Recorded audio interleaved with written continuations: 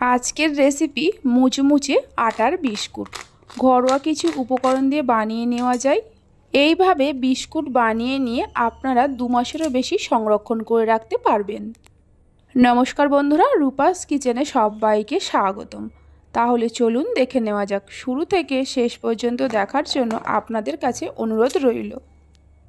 প্রথমে একটা পাত্রের মধ্যে নিয়ে নেব 2 কাপ আটা। ওজন হিসাবে 400 গ্রাম আটা আছে। যে কোনো কাপ বা বাটির মাপ করে উপকরণগুলো নেবেন, তাহলেই বিস্কুটটা পারফেক্ট তৈরি হবে। ওই কাপেরই হাফ কাপ সুজি দিয়ে দেব।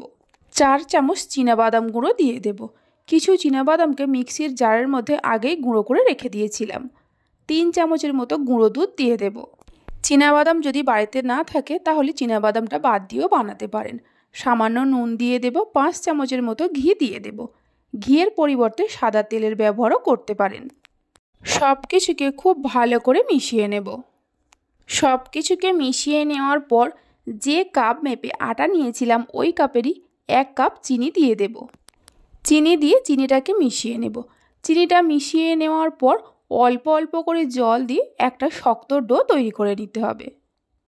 এইভাবে অল্প অল্প করে জল দিয়ে ডোটা বানাতে হবে। একেবারে যদি জল দিয়ে ডোটা বানাতে যান তাহলে পারফেক্ট হবে না।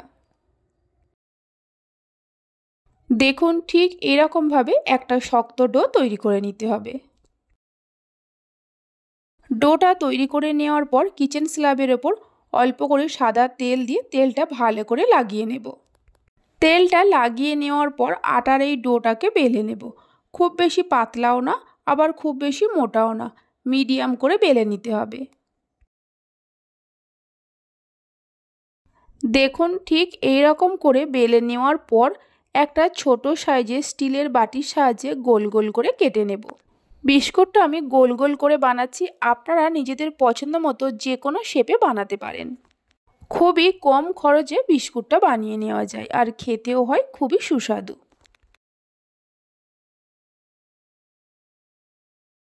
গোল গোল করে কেটে নেওয়ার পর ধারের অংশগুলোকে তুলে নেব।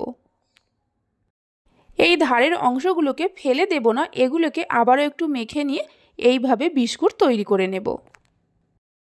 এবার একটা করে বিস্কুট হাতের মধ্যে নিয়ে একটা ছুরি দিয়ে একটু দাগ দিয়ে নেব। এতে বিস্কুটটা দেখতে ভালো লাগবে। এইভাবে একবার আটা দিয়ে বিস্কুটের রেসিপিটা বাড়িতে বানিয়ে দেখতে পারেন। বাড়িতে বানালে খেয়ে আপনাদের কেমন লাগলো অবশ্যই আমাকে কমেন্ট করে জানাবেন।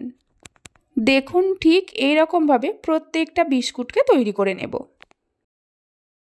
কয়েকটা বিস্কুটকে তৈরি করে নেওয়ার পর বিস্কুটগুলোকে ভেজে নেব। তার জন্য একটা কড়াইতে কিছুটা সাদা তেল নিয়ে গরম করতে বসিয়ে দিয়েছিলাম। তেল হালকা গরম হলে তেলের মধ্যে অল্প অল্প করে বিস্কুটগুলোকে দিয়ে দেব। বিস্কুটগুলো দেওয়ার পর গ্যাসের ফ্লেমটা লোতে রেখে মিনিট 3-4 রেখে দিতে হবে।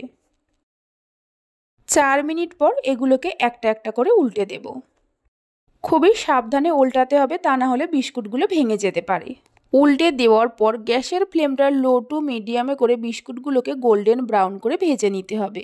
হাই ফ্লেমে বা মিডিয়াম ফ্লেমে কখনোই ভাজতে যাবেন না, তাহলে ওপরটা খুব তাড়াতাড়ি লাল হয়ে যাবে আর ভেতরটা কাঁচা থেকে যাবে।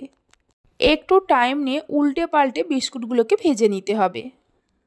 2-3 মিনিট ছাড়া ছাড়া বিস্কুটগুলোকে উল্টে দিতে হবে। রেসিপি ভালো লেগে থাকলে অবশ্যই একটা লাইক করবেন, বন্ধুদের সঙ্গে শেয়ার করবেন। ভালো লাগলে চ্যানেলটি সাবস্ক্রাইব করে পাশে থাকা বেল আইকনটি প্রেস করবেন নতুন রেসিপির আপডেট পাওয়ার জন্য। গোল্ডেন ব্রাউন করে ভেজে নেওয়া হয়ে গেছে। এর থেকে আর বেশি ভাজবো না। এবার তেল ঝরিয়ে নিয়ে একটা প্লেটের মধ্যে তুলে নিয়ে রেখে দেব। বাকি যে বিস্কুটগুলো আছে এইভাবে ভেজে নেব। এই বিস্কুটগুলোকে ঠান্ডা করে নিয়ে যে কোনো এয়ারটাইট কন্টেনারের মধ্যে আপনারা 2 মাসেরও বেশি সংরক্ষণ করে রাখতে পারবেন। সমস্ত বিস্কুটগুলোকে ভেজে নেওয়ার পর একটু ঠান্ডা হতে দেব। বিস্কুটগুলো ঠান্ডা হয়ে যাওয়ার পর একটা বিস্কুটকে নিয়ে দেখিয়ে দিচ্ছি। দেখুন কতটা মুচমুচে হয়েছে। আশা করি আওয়াজ শুনেই বুঝতেই পারছেন কতটা মুচমুচে হয়েছে। বিস্কুটটাকে ভেঙেও দেখিয়ে দিচ্ছি। দেখুন কতটা মুচমুচে হয়েছে। তাহলে চলুন ভিডিওটা আমি এখানেই শেষ করছি। আপনারা সবাই ভালো থাকবেন, সুস্থ থাকবেন। ধন্যবাদ।